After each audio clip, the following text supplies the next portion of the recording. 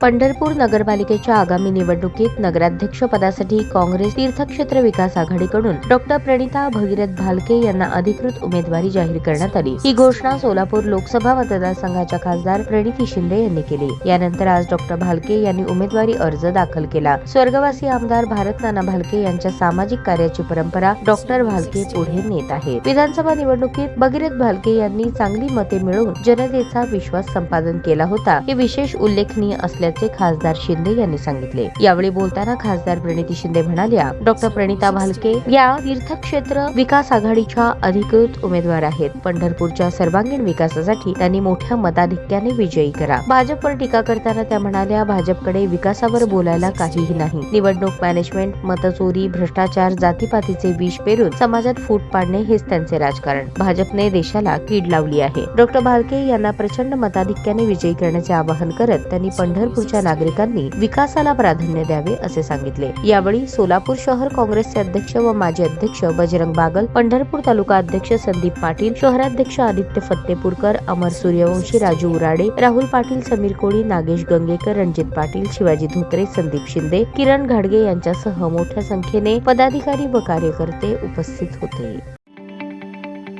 ताज्या बातम्या पाहण्यासाठी प्राईम महाराष्ट्र न्यूज चॅनलला सबस्क्राईब करा।